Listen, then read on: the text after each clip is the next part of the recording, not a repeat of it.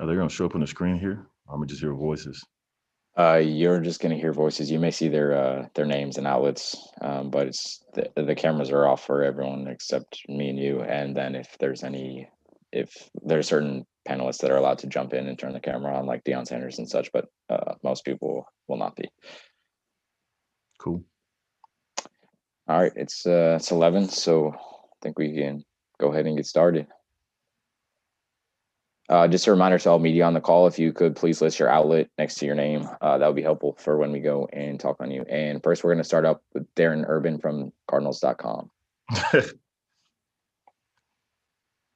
Hey, Goody, it's Darren. Nice to see you, man. What's up, brother? That's why I smile so big. How you doing? I just want to ask you, first of all, congratulations on getting there.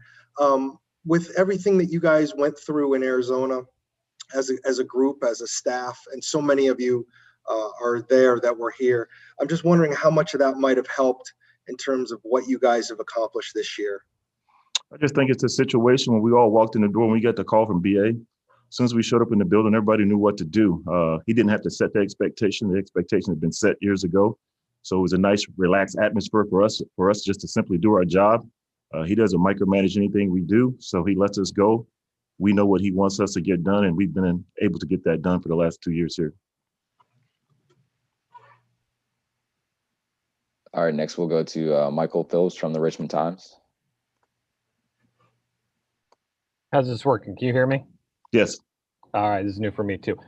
You've been around some pretty distinguished coaches in your career. I was just wondering if you could identify maybe some of the traits that have helped them to be successful, and maybe how Bruce is different or similar to them. I just think in terms of like Mike Tomlin. Mike Tomlin does a great job of finding ways to motivate all his players, from the guy at the bottom of the roster to the guy at the top of the roster. Lovie Smith is an even kill, no matter you win or lose. He's always had the same message. He stays calm the whole time. Even when you know deep down he's upset about something, he has a way about himself of just staying calm to make sure everybody else in the building stays calm. And then there's BA. BA's philosophy is coach him hard, love him later.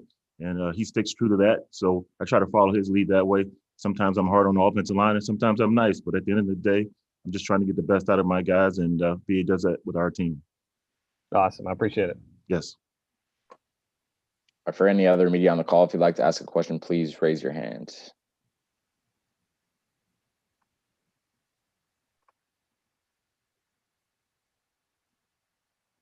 All right, next we're going to go to Adam Beasley. Hey, Harold, Adam Beasley at the Miami Herald. I wanted to talk to you a little bit about Tom Brady and your relationship with him and how that's evolved and when it began and where it is now, and maybe a story or two about what you've learned about him in the time since. Well, I've known Tom since Michigan. I think I was just getting into my coaching career when he was at Michigan as a young pup. So I've literally known him since he's been 18 years old, and he hasn't changed a bit. It's been interesting getting to know him as a professional athlete, just knowing what he's done in the past and to see how he operates. But me and him have a great relationship on and off the field.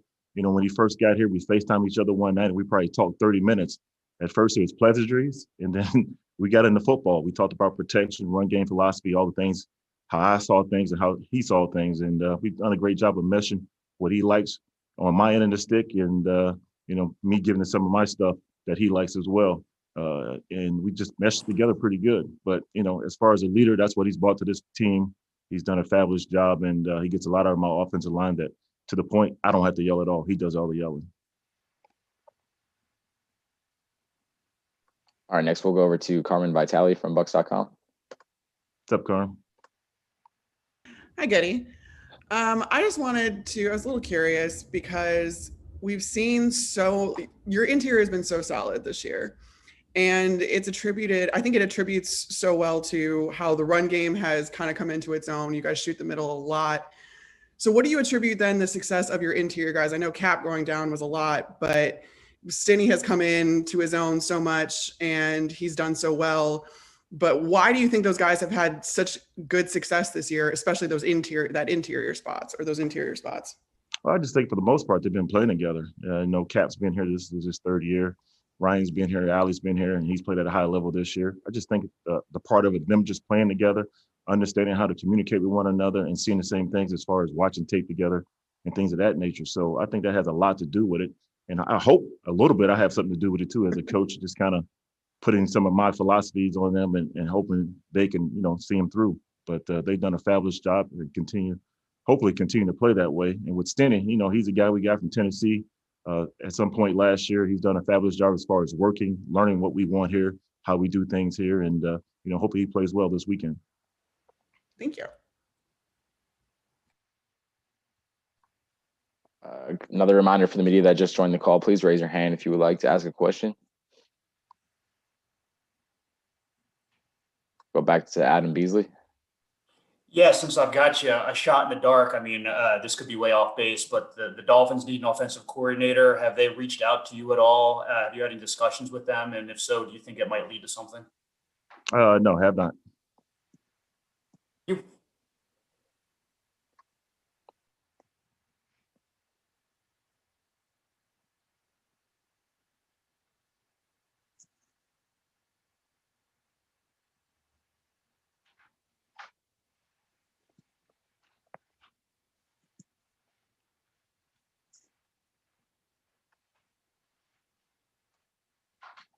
All right, now we'll go over to Therese Pillar from Yahoo Sports.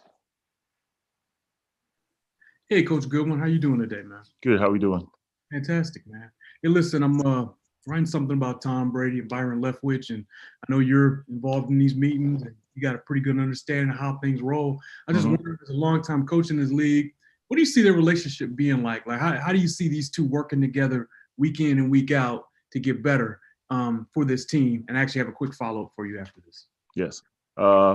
Just to watch them grow over the season has been, monumental for what we've been able to do. I think, two quarterbacks who are working together. Obviously, Byron played in this league, played at a high level, and Tom's played at a high level a long time. So just them having a conversation, trying to be on the same page, understand each other, has worked out pretty well. And hopefully it continues to work out that way this coming weekend. But, there are two guys who are willing to work with each other, listen to each other, and that's been great for our team. And it's, helped us along the way. And as the season's gone by, we've gotten better and better week in and week out. So I love their relationship and hopefully it continues for more seasons to come.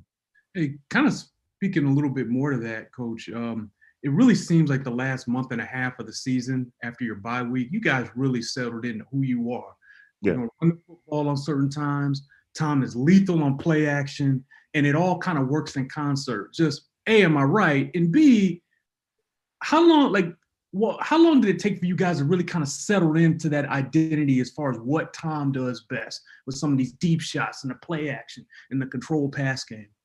I just think as we worked along throughout the season, Byron and Tom got to know each other, obviously with a little bit of BA's input too. But I would probably say about the time you're talking about, because it gave us a chance to kind of just sit back, kind of reanalyze everything moving forward. And we got to remember, there was no all season, there was no OTA. So we're learning the whole system. He was learning the whole system as we went along. And then once he got it down, once he got comfortable in communication with Byron, we took off and, hopefully we can score a lot of points this weekend. But that was huge for us, just to kind of sit back, self-scout a little bit, just kind of take everything in, listen to Tom listen to us, listen to Byron and BA. And it's been great ever since. Coach, can you attest to I just talked to Byron about Tom. Can you attest to the fact that Tom takes hard coaching and wants it? Hey, Tom's a football player. At the end of the day, you got to listen to your coach. He may have an opinion on certain things, but he takes hard coaching. BA's philosophy is coach him hard, which is a lot of curse words at times. Sometimes it's clean, sometimes it's not. But we're going to coach you hard no matter who you are. And Tom takes it. And, he comes out on the other end playing well. So it works for all of us. I guess I'll roll out here with this last one then. What do you want? What do you think people should know about Byron Leftwich as a coach? He's not really somebody who's out here trying to campaign for himself, right? Like that's not who he is. But, since he won't say it for him, like what are some of the qualities in Byron you think will make him a good head coach one day? Just his leadership skills as one, being able to get at everybody in different ways that makes you get the best out of them. And then just standing in front of the group, just kind of display the direction we want to go week in and week out. He's done a fabulous job with that. I'm still amazed based on the success he's had in the last 2 years calling plays that he didn't get any interviews. And it's unfortunate for him, but hopefully that gets changed moving forward. Thanks, Coach. Appreciate it.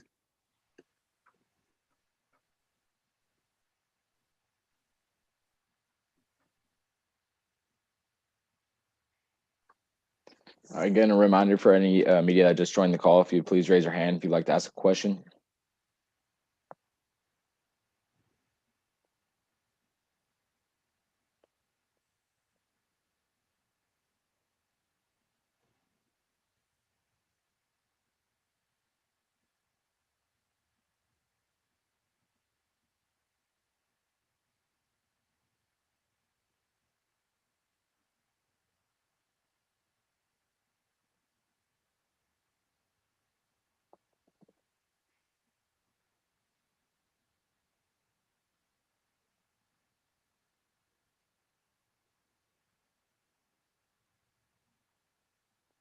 We'll go to Mike Jurecki.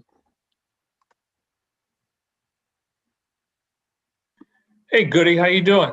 What's up? How you doing? Good. So talk about when obviously you were out for a year.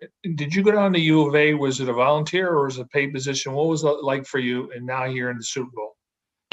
Yeah, I was at the U of A. I just told them, just give me whatever it takes to make sure I get health insurance, and that was about it. But had a fun time, doing college football again, trying to see what the new trends are. So it was exciting for me. Got to be around the guy who's actually helping me coach offensive line now, Joe Gilbert. He was offensive line coach there at the time. So it gave me a chance to get out of the house, stay involved in football, and just kind of reanalyze everything I had been doing up until that point as a coach and how to better myself. So it was a good experience. Goody, when you guys made a run under BA and obviously to the NFC Championship game, what you hear now is he's delegating more, and obviously he wants you to get an opportunity to be a head coach in Byron. What's been the difference from him here in Arizona, what he's doing in Tampa now? He's pretty much totally hands off. Yeah, he has an input here or there, but for the most part, he let us coach. He let us do what we want to do. If he doesn't like anything or like something in particular, he may say it, or he may say change it to this or that. For the most part, it's been shocking to me as well, just knowing how much he loves to call plays. He's been hands off. He's letting Byron do what he wants to do, and it's been very successful. Everything good with the family? Everybody's good. Everybody's good. My girls are in college, and my son's a freshman in high school. Good. Well, good luck to you, and nice to chat with you. Nice talking to you, brother.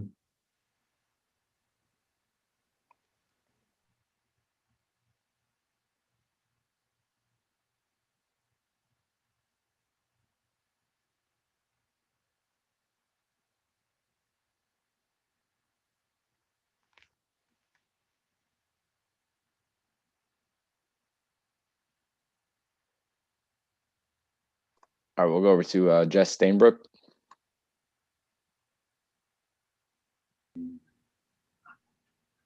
Hello, Coach. Jess Stainbrook here from Athletes in Action. How we doing? I'm doing awesome, man. Just excited to talk to you guys and watch you guys play on Sunday. I'm just curious, we deal with college athletes and stuff like that, and, really focus on not just the athletic side, but kind of what life is like, and how to be positive role models in our society. So my question is, what's that look like from your end? We talk with guys like with Tony Dungy and Peyton Manning. They talk about faith, family, friends, and football. How's that all line up for what you guys are doing there as coaches with your players? It's been fun here. Clyde Christensen, our quarterback coach, is in charge of basically our chapel, along with Duke, who's our player development guy. They do a great job every week of reaching out and getting players involved. And when it comes to things of the good book and the good Lord. So a lot of guys participate. I know I participate from time to time when I have free time. I got to make more time. I must admit that. But yeah, don't we all? Yeah, they do a great job of leading us. Bible study, players Bible study, coaches Bible studies, chapel, and they do a great job with that kind of stuff. So those guys are our go-to guys, and they do an awesome job. Well, that's awesome, man. How does your faith play out in your life? I mean, on and off the field. For me, every morning I walk in this building, it's become a habit that I go to the Bible app and I read the word of the day. If I don't understand something or I need some clarification on something, I'll go to Clyde. And my wife's big time Bible study guy. She's big time into the Lord. So every morning I wake up, if she beats me awake, she's already in the bed studying her Bible and reading through scripture. So it's big for me. And we're trying to instill all those things in our kids as we travel along this thing called life. Well, that's awesome, man. Thanks so much. Blessings for you guys for the game. Thank you.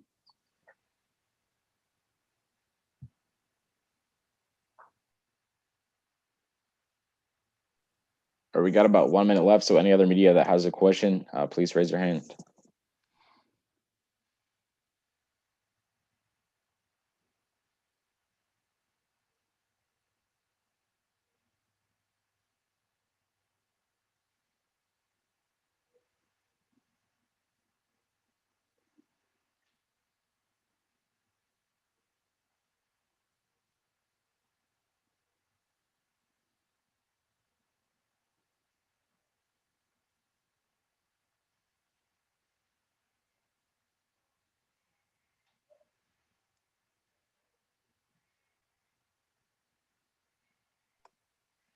I saw a couple more media members just join. If you have a question, please raise your hand. Otherwise, we'll be wrapping up in about a minute.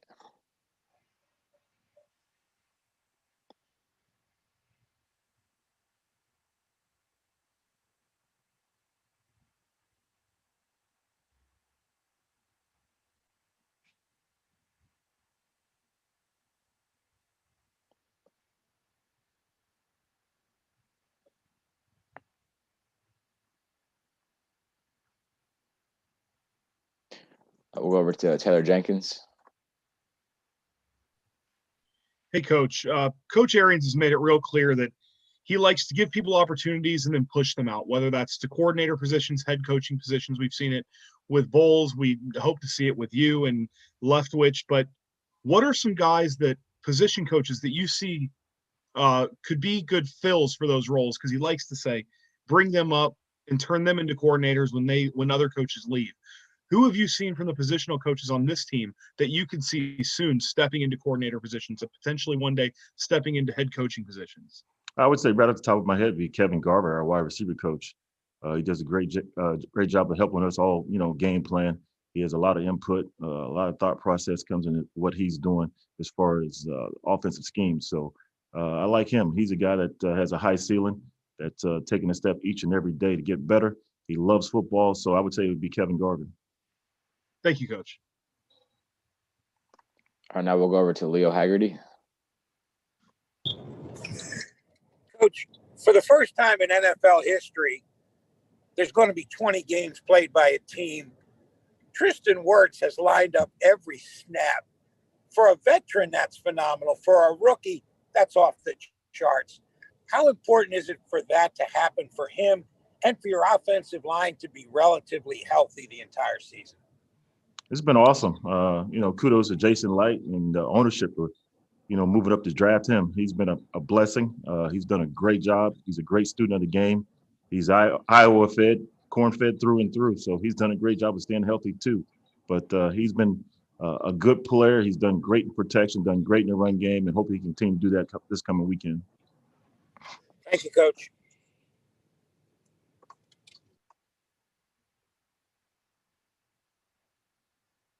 All right, Coach, we're past 11:15. Got no more hands raised, so if you're good to go, you're free.